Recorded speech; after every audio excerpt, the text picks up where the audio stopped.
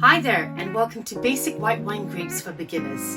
Today we'll be covering the 3 basic white grapes that have taken the world by storm and form part of the original noble varieties.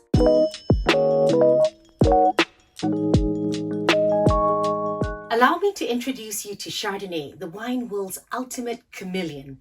Much like a chameleon changing its colors to blend into its surroundings, Chardonnay adapts to its environment, showcasing a diverse array of aromas, flavors, textures, and styles, depending on where it's grown and how it's crafted. This grape has the potential to display the full spectrum of white grapefruits, from green to citrus, stone fruit, all the way through to tropical fruits. Chardonnay can be still or sparkling, sweet or dry.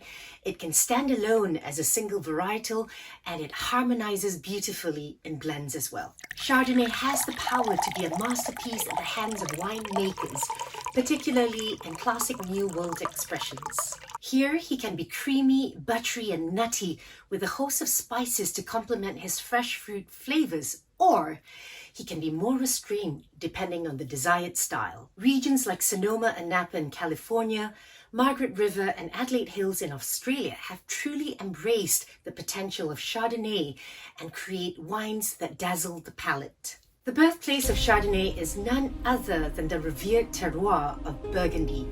Here, he doesn't even need to be called by name.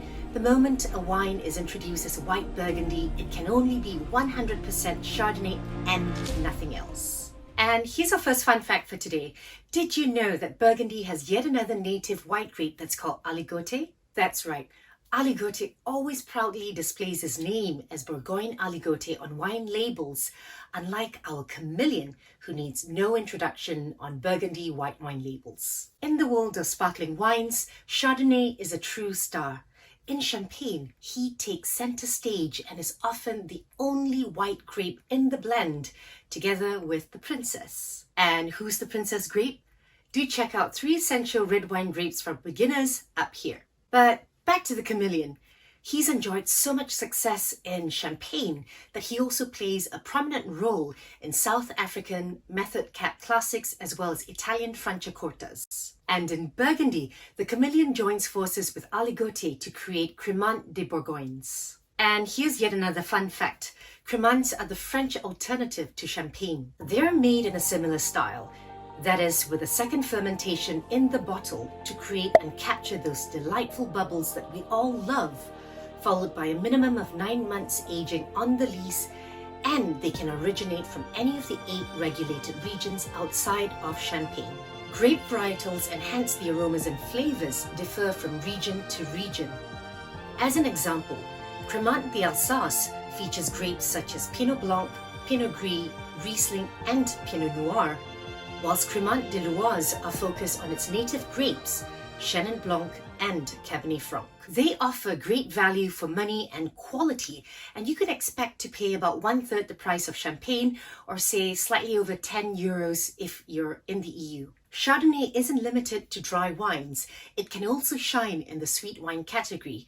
It's used as a single varietal in German and Austrian Beerenauslese and Trockenbeerenauslese. Chardonnay can be botrytis or simply late harvested, bringing a luscious sweetness to the glass. Alternatively, it can be part of blends such as those with Semillon in Australia or Chenin Blanc in South Africa. The chameleon's versatility also extends to winemaking techniques.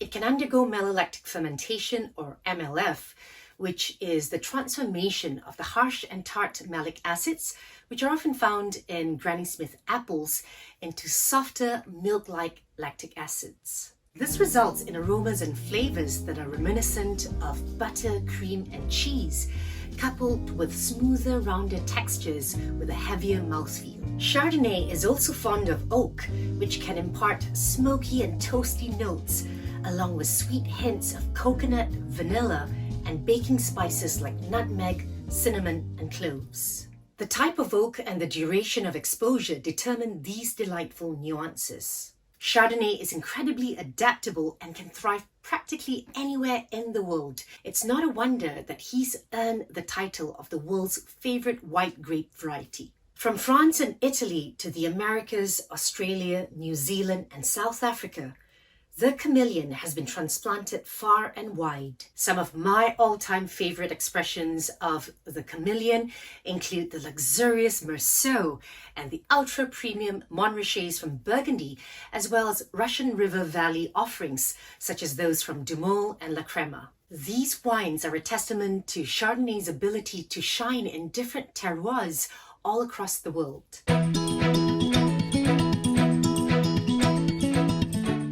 It's time to meet Sauvignon Blanc, the wine world's green giant. As one of the parents to Cabernet Sauvignon, this variety boasts an abundance of green aromas and flavors thanks to methoxypyrazines, making it an extra special grape variety. Methoxypyrazines are natural compounds that are found in certain grape varieties. These compounds give off green and herbaceous aromas and flavors and are more prominent in grapes when they're green and not fully ripe. The presence and intensity of methoxypyrazines depend on the grape's genetics and its exposure to sunlight during growth, with more sun exposure generally leading to lower levels of these compounds. And the Green Giant just happens to be one of these special grapes. Expect to encounter notes of freshly cut grass, green peas, green bell peppers, and even asparagus, depending on the region where it's grown. Sauvignon Blanc is highly aromatic, which means it's not particularly fond of warm temperatures, as they can strip away its delightful aromas. To preserve its aromatic nature, this grape is hardly ever oaked and rarely undergoes MLF. Sauvignon Blanc finds its birthplace in Bordeaux, where it's given the name the Wild White One. Here, he's typically crafted as a single varietal in dry wines. But when he's made into a sweet style, he often joins forces with Semillon, particularly in the renowned appellation of Sauternes, where they produce amazing botrytis sweet wines. For the benchmark experience of New World Sauvignon Blancs, look no further than New Zealand's Marlborough region. Here, the Green Giant bursts forth with pungent aromas of gooseberries, passion fruit, freshly cut grass, and even hints of asparagus. This region has truly mastered the art of showcasing the vibrant character of Sauvignon Blanc. Today, you'll find the Green Giant in the cooler regions of most wine-producing parts of the world, from Australia to Argentina and Chile, through to the Americas and South Africa. The Green Giant's affinity for oak is a rarity and is often limited to regions such as the Loire and California, where it takes on the moniker of Fumé Blanc, which loosely translates into smoked white. In the Loire, he can age gracefully, offering mineral notes reminiscent of wet stones and occasionally a flinty gunpowder-like quality. These attributes are accompanied by a medley of stone and citrus fruits, including peaches, nectarines, grapefruits, lemons, limes, and yes, asparagus, especially in the Sancerre region where it's infamously likened to cat pee. And how do you spot the Green Giant in your glass? Look for his telltale signs. Zesty acidity and prevalent aromas of grapefruits, limes, and freshly cut grass or other green notes regardless of his origin. In the Old World, he tends to be more restrained, offering aromas of green apples, citrus, and occasionally stone fruits when riper, all wrapped in a cloak of minerality.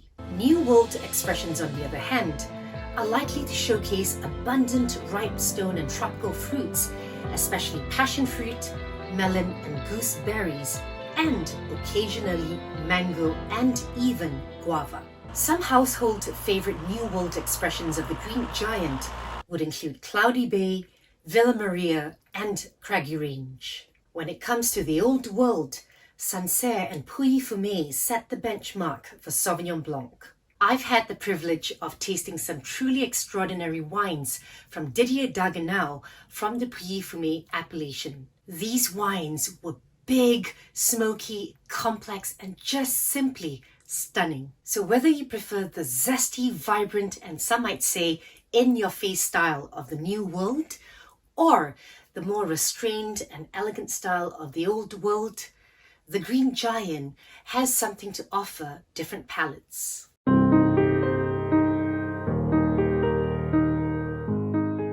Finally, our grape journey takes us to a variety that originates from some place other than France. Meet Riesling, born in the picturesque region of Germany by the River Rhine. I've affectionately called him the Ice King because he simply thrives in the cold, where the growing season is extended, allowing him to develop more complex aromas and flavors.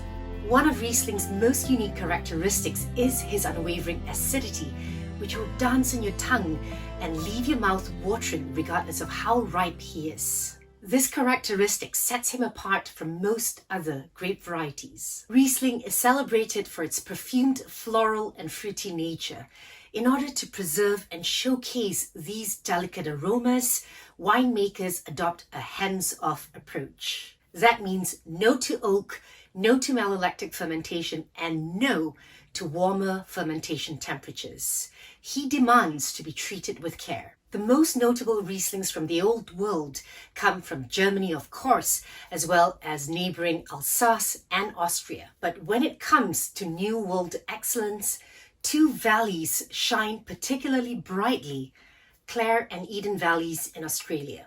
In the United States, Riesling has found its home in New York's Finger Lakes region, where it has become the most planted grape variety. The Finger Lakes have embraced Riesling's potential, and the results are impressive, be it as a dry or sweet wine, and most notably when made into ice wine. Did you know that upper-tier German and Austrian Rieslings, well, their wines in general, are classified based on the sweetness levels of the grapes at the time of harvest? This approach is unique to these two countries, and the notion behind it is that by allowing the grapes a longer time to accumulate these sugars, they would also develop more complex aromas and flavors. And if you'd like to learn more about the sweet quality approach, do check out my video up here. Rieslings are incredibly diverse, offering a wide range of sweetness levels. From bone dry to off dry, late harvest, botrytis, and lusciously sweet like Trockenbeeren Auslese, this grape covers the entire sweetness spectrum. But they're always superbly balanced with racing acidity, so the wines are never sickly sweet. They can even be frozen and transformed into ice wine. Thanks to the Ice King's acidity plus aromatic and fruity nature, it's also a crowd pleaser when made as a sparkling wine.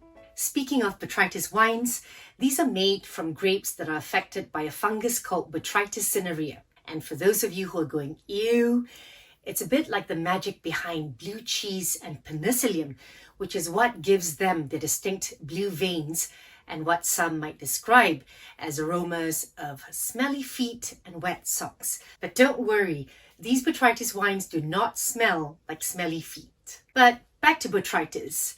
There's good botrytis, which is known as noble rot, and then there's bad, nasty botrytis, which is known as grey or bunch rot.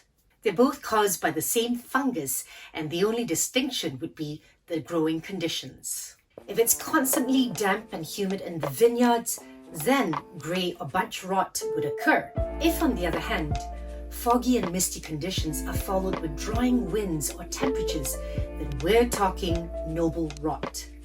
The fungus attacks healthy, ripe grapes, penetrating its skins and sucking out moisture, which causes the grapes to raisin, thus concentrating the flavors, sugars, and acids in the grapes. These flavor bombs are then pressed and fermented into wines. The resulting wines are concentrated and typically with intense, fresh, and dried stone fruits, such as peaches and apricots, honeyed, floral aromas such as honeysuckle, nuttiness, and even candied ginger. The best examples of these wines, such as those of Sauterne and Hungarian Tokays, can age for decades or even a century thanks to their concentration, acidity, and sugars. And how do you identify the Ice King in your glass? Look for telltale signs of perfumed floral notes such as orange blossom and jasmine, coupled with an abundance of citrus and stone fruits. The defining feature would be its racy acidity, which will leave your mouth watering. And if you're not sure, tilt your head slightly forward after you've swallowed or spat the wine out. And if you're almost drooling, that's it. Coupled with these, if you happen to catch whiffs of petrol or kerosene, it can only be the Ice King and nothing else. Not all Rieslings display this characteristic, which is caused by a chemical called trimethyl 1,2-dihydronaphthalene, or TDN, which is typically seen as a sign of aging in Rieslings. For those seeking to explore the world of Rieslings, there are numerous outstanding options. From Germany, notable producers include Markus Molitor, Selbach Oster, Egon Müller, and Dr. Lucen.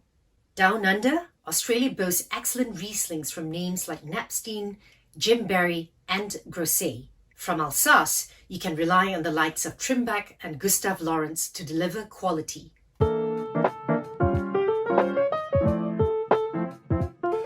White wines which are made in a lighter body style, typically unoaked and without malolactic fermentation and lees contact, such as Pinot Grigios and Vignovides, should be served well chilled between 7 to 9 degrees Celsius. Lighter bodied Rieslings should be served slightly warmer, say between 8 to 10 degrees Celsius. Full bodied whites such as oaked Chardonnays that have undergone malolactic fermentation should be lightly chilled to a maximum of 14 degrees Celsius. Medium-bodied whites such as Sauvignon Blancs and some Rieslings would be ideal around 11 to 12 degrees Celsius. And here's an easy way of troubleshooting if you're unsure if you've served the wine at the right temperature.